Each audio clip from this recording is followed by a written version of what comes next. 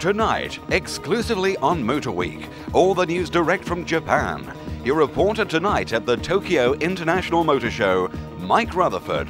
I hate this job. I really, really hate this bloody job. Plus this week's automotive news and Honda's research into new mobility technology. This is Motor Week. Wednesday must be Japan, I think. Yeah, we're here for the 32nd Tokyo Motor Show, here in the craziest 24-hour city on Earth. If you think the Geneva show, the Detroit show, the British shows are exciting, you want to see what's inside this place. I'll show you all the cars, all the people, and a bit more besides.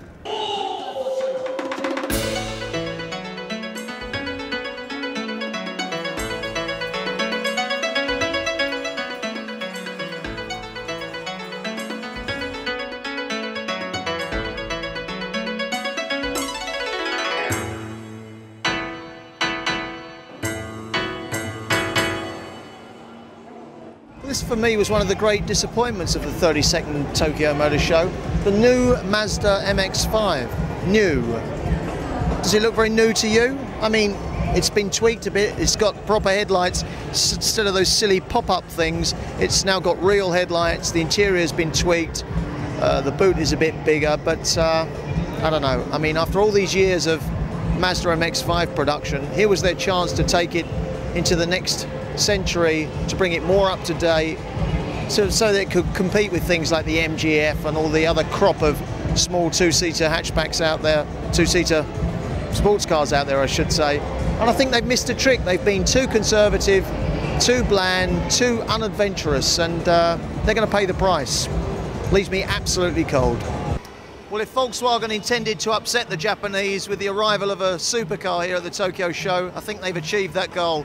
This was a big surprise. This is the Synchro W12, and it's designed by Giugiaro, the legendary Italian car stylist who's now working for the Germans. He obviously worked for the Italians in the past. He's worked for the Koreans. He's now working with the Germans again. Of course, Giugiaro is the man that designed the Volkswagen Golf. And I just ask you, why, oh why, would you need to buy a Ferrari if you can buy something that looks like this with German build quality?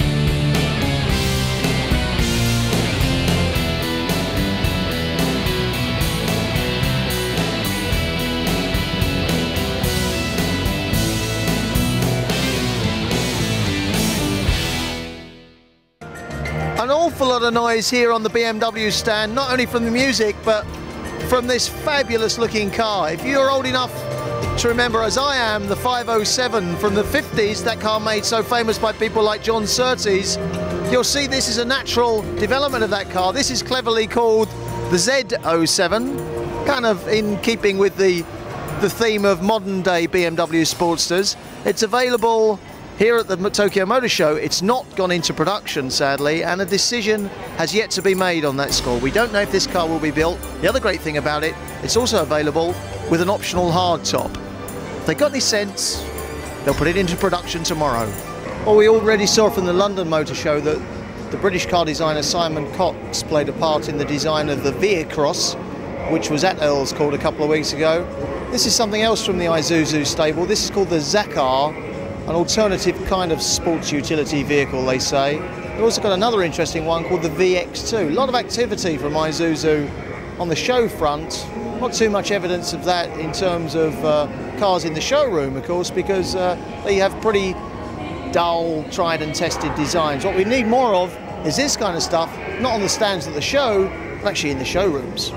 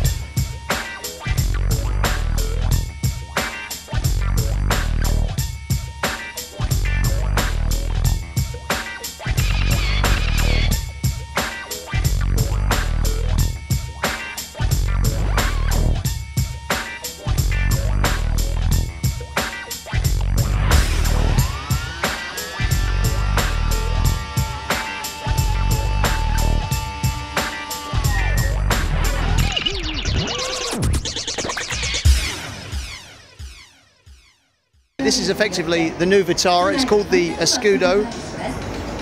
There was a man from Land Rover on this stand yesterday. He wandered on, uninvited, was taking great interest in this car. I suggested to him that it might be a serious challenger to the Freelander. He said no, shrugged his shoulders, walked away. If I were him, I'd be a worried man. John Norman, we've heard a lot about Suzuki's plans for the future. From where you stand in the UK, what's the programme for all these fabulous new models? I think the one behind us is quite significant, isn't it? Well, what we've been discussing this morning, Mike, is the priorities for UK, particularly as well, you know very well, and our dealers have been asking when is the next generation of 4x4. Four-wheel drivers represented 60 to 70% of our total business for the last 15 years. We've got to get back in now with the next generation, which is the one you see behind it, which is the first important one for next year. It's badged as the Escudo here, but probably a different name for the UK, I would suspect. It's going to replace, isn't it, an existing model? Well, no, it won't replace, because the current Vitara, certain models will continue anyway into 1998. What we have with this one, Escudo, which from our point of view, thank goodness, will be named the Grand Vitara. Okay. So it continues the family name of Vitara, which is so important. We've invested a lot of money in promoting, creating awareness for the Vitara. And what sort of price sector will this fall into then? Obviously more expensive, but going up to what sort of level? Well, our main priority, particularly in the Vitara range, is to make certain we're in the £10,000 to £15,000 sector. Yeah. And with all of the new activity that's just around the corner, from a few names that should remain nameless, no free advertising, we have to make certain that we retain our value-added product range. So we've got to hit that £10,000 to £15,000 sector still. Okay, well let's try and go through the sort of timetable. We're talking about this vehicle going on sale in the UK when? Well, we're targeting at the moment launch, as say, from the Geneva Motor Show. So we'll be in good time for the main selling season next year. 5-door model priority first. Okay, so early 98 in that case. In the second half of 1998, we got something that I think is, well, as intriguing, if not more so. And that's the little Jimny, as they call it here. First of all, what are you going to badge it as in the UK? Are you going to be brave enough to do away with the Samurai name and opt for this one? Well, the Samurai name, as we all know, has been, I suppose, the backbone of the 4x4 range for so many years. Yeah. We made a decision just about 2 years ago to focus and concentrate on the Vitara, much to the disappointment of a lot of our dealers and also our customers. We sold over 40,000 of the SJ and Samurai type. So we have to go for what you say, the name over there, the Jimny, which will be available. We're discussing this week SOP, start of production, and it's got to come into our range for the second half of next year.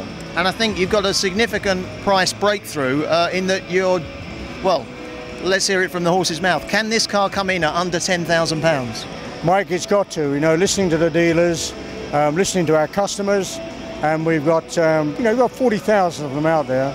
They want the price entry 4x4s. It's all very well, even for us, to gradually move the 4x4 range up market, but we have to have the price entry. Yeah. Ideally, I'd like to see that between 8 and 9,500. Well, that's crazy money for that sort of product, because the great thing about it is it just looks so good. It's good to see, you know, something that looks, you know, almost military-like again. You know, Jeeps and other 4x4s have somehow gone a bit too smooth. It's good to see this looking a bit more slab-sided, looking a bit more sort of back to basics.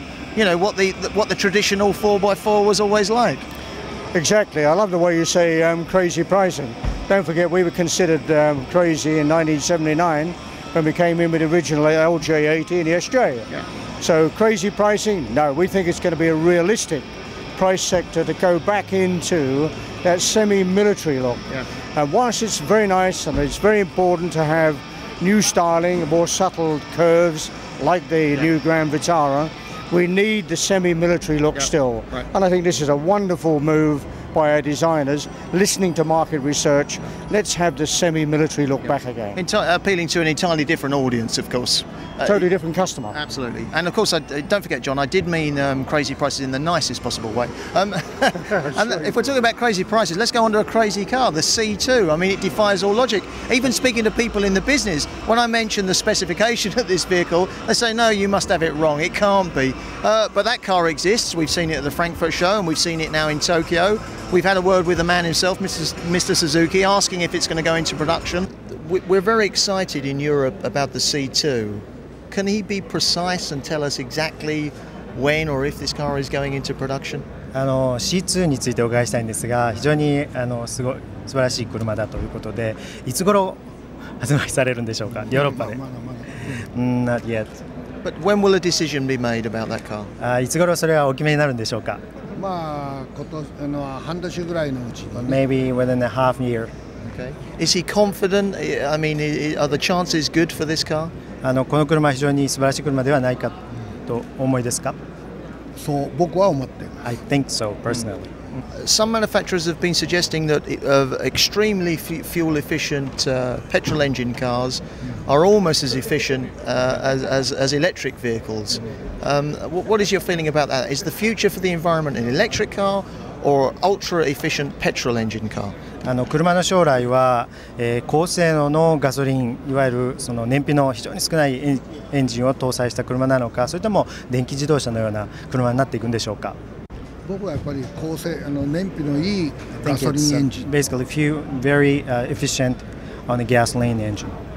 それはなぜかというと、電気を使った場合にいろんな問題が。In case of the electric vehicle, there are so many problems to be resolved. Changing the subject drastically.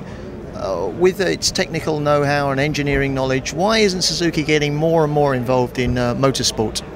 これだけ技術力ありながらですね、どうしてスズキはレースの活動にfour-wheeled motorsport, not motorcycle. 4輪のレース活動には従事されていないんです。I have no money.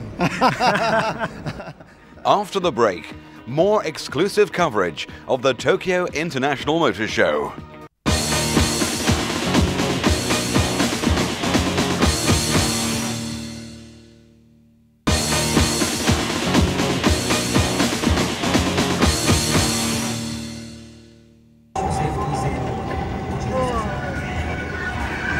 No, I really do hate this job.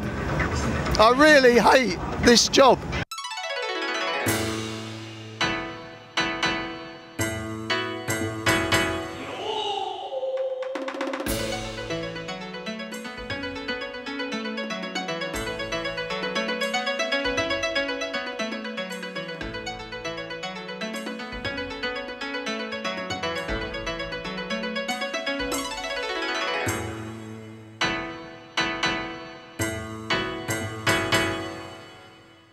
Well, this is quite interesting. No, not the bird, the car. This is the KMS4 from Korean manufacturer Kia. It, of course, succeeds the KMS3. Even I could work that out. But unfortunately, we've arrived at a bad time here at the Tokyo show on the Kia stand, because it's been announced today, and this is actually very, very sad if you think about it. It's been announced today in Korea that Kia have effectively got into what they refer to as government receivership.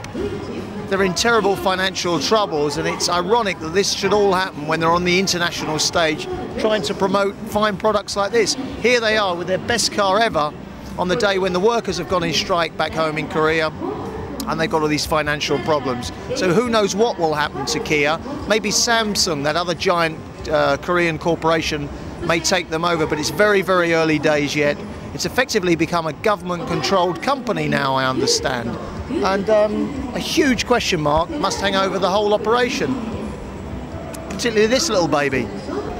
Well, there's absolutely nothing relevant about this. This is the Porsche Boxster, which has been around for ages. It shouldn't be on the programme. It has no place at all, but we just like the women. This is the Mitsubishi stand. They've launched something called the Big Daddy Grandis. They've got over there something called the Pajero Iron Cross. Mitsubishi have the nuttiest, most stupid, most meaningless names for any cars anywhere in the world. And the sad thing is, Am I in the real world? The crazy thing is that this is actually quite an important vehicle. This will be coming to Britain. This people carrier, probably called the Space Runner by the time it arrives in UK showrooms. It's just to warn you, there's a new Mini Shogun coming in the near future, and it has the highly intelligent name of the Ninja. Well, I don't know about you, but I can't wait for the arrival of this car in Britain. It's probably going to be badged as the Jimny, which is going to take a bit of getting used to, but it's effectively the replacement for the much-loved Samurai. It's that entry-level vehicle, that all-important entry-level vehicle for less than £10,000. You cannot go wrong. Well, this speaks for itself, really, doesn't it? The CT1, it's a city vehicle, very much for light luggage, light loads, sort of things that florists might use, sort of things that hotels might use for lugging luggage around. I mean, it proves the point, really, that Suzuki's covering every angle. We were talking yesterday with President Suzuki, who said he wasn't a great fan of the electric car, and here we have a vehicle with an electric engine. Could easily be adapted to run on a conventional small petrol engine, of course.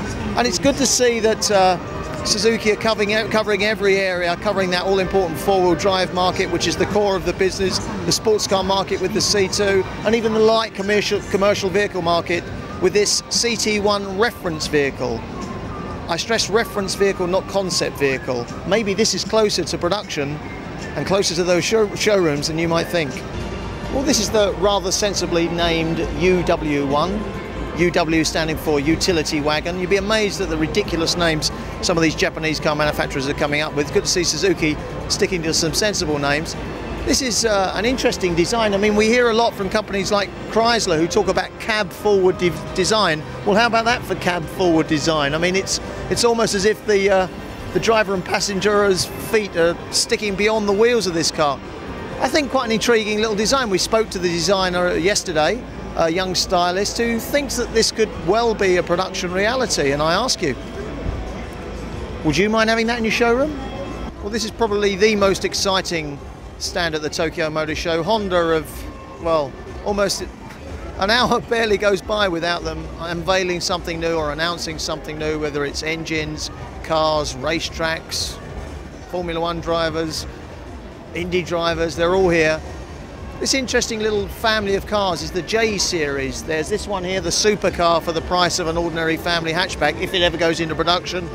We've got an off-roader over there. We've also got one that even converts into a normal room that you can literally remove the steering wheel from the car, convert the inside of it to a room. You can use it for listening to music, for eating, for sleeping, obviously, or if your imagination's a bit wilder, you can use it for other things as well. And like I said, it's all based on the same platform. It's the J family. Remember it, you might be seeing cars like this in the showroom. The Mitsubishi Carism with the gasoline direct injection engine we saw leaving on its epic London to Africa economy run has completed its journey, covering a total of 1,658 miles. The Carism achieved 65.06 miles per gallon average. Not only is the engine more economical, but burning less fuel, it produces 20% less CO2. The Maybach, named after Wilhelm Maybach, who worked with Gottlieb Daimler on cars in the 1880s, is the super Mercedes launched at Tokyo. Billed as a luxury car for the future, it's crammed full of features for the well-heeled, such as a 20-inch LCD video screen, CD auto changer, mini disc player, TV receiver, and even a humidor to keep cigars fresh and aromatic. 2 foot longer than an S-Class, the Maybach is merely a concept for now. The Citroen Saxo is a runaway sales success. More people have chosen the Saxo in the UK than any other Citroen in history on a month-to-month basis. Sales rapidly approaching 50,000 in a little over a year since launch. Even more remarkable, the sporty Saxo VTR was the best-selling Saxo in August. And the even sportier VTS to these figures, and between them they account for 25% of Saxo sales. Usually the sporting models of ranges do not tend to sell in such significant numbers. Not such a big surprise at the Tokyo Motor Show is the arrival of the Toyota MRS. They're talking about this as the replacement for the much-loved Toyota MR2, but I somehow can't quite see how we've got a two-seater convertible replacing a two-seater tin top. If I wonder what MR2 stood for, it stood for nothing less than midship runabout two-seater. This one's called the MRS, 1.8 litre engine, midship, runabout, sports. Simple. It's coming to Britain, £20,000-ish or thereabouts. Look out, Rover MGF. Oh no, missus. Who are missus?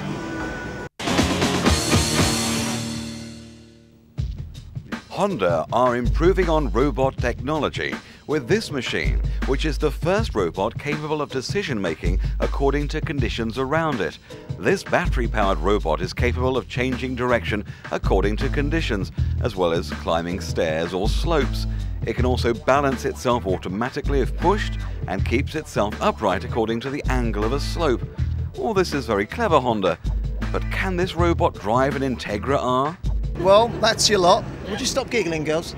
That's your lot. That's your 32nd Tokyo International Motor Show, and I'm stuttering a bit, and as you can see, it's been all work. Work, work, work, work, bloody work. And I've actually had a word with a little translator around here, and he's had a word with the girls, and you can imagine the sort of questions I've been asking of these ladies through the interpreter. And the word is that if I put a paper bag on my head, I stand a chance. So, good night.